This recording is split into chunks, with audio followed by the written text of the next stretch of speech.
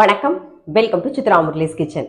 இன்னைக்கு என்ன பார்க்க போறோம்னா, டக்குன்னு ஒரு ஸ்நாக்ஸ் தான் பண்ண போறோம். ஜவ்வரிசி உருளைக்கிழங்கு வச்சு டக்குன்னு பண்ண போறோம். ஜவ்வரிசி வந்து நான் ஒரு கப் எடுத்திருக்கேன். அதை லைட்டா கை பொறுக்கிற சூட்டுக்கு வறுத்துட்டு அதை நம்ம முதல்ல பொடி பண்ணிக்க போறோம். பாருங்க, 1 கப் ஜவ்வரிசி லைட்டா கை பொறுக்கிற சூட்டுக்கு வறுத்துக்கலாம்.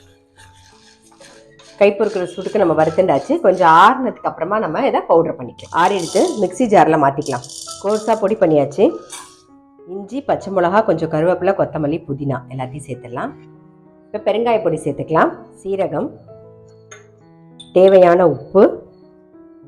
இது கூடவே வந்து 2 உருளைக்கிழங்கு வேக வச்சு வச்சிருக்கேன். இப்போ அதையும் சேர்த்துக்கலாம். கொஞ்சமாக வந்து லெமன் ஜூஸ் ஒரே 1 டீஸ்பூன்.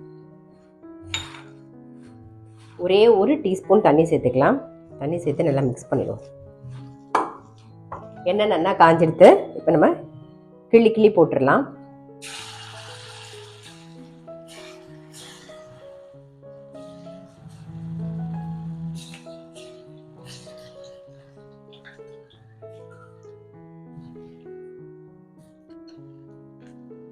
எடுத்துடலாம்.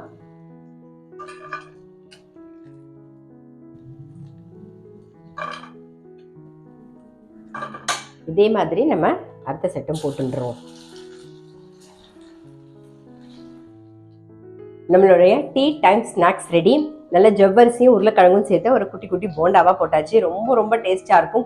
கிள்ளு போண்டான்னு கூட சொல்லலாம். நம்ம இதை நல்லா காஃபி டீயோட சாப்பிடும்போது அவ்வளோ நல்லாயிருக்கும். பசங்க ஸ்கூல் விட்டு வந்த உடனே டக்குன்னு என்னடா கொடுக்குறதுன்னு யோசனை பண்ணிட்டு இருக்கும்போது உருளைக்கிழங்கு மட்டும் நீங்கள் வேக வச்சிருந்தா போதும். ஜவ்வரிசி இருக்குமா, டக்குன்னு வறுத்து ஒரு பொடி பண்ணி கொடுத்துடலாம்.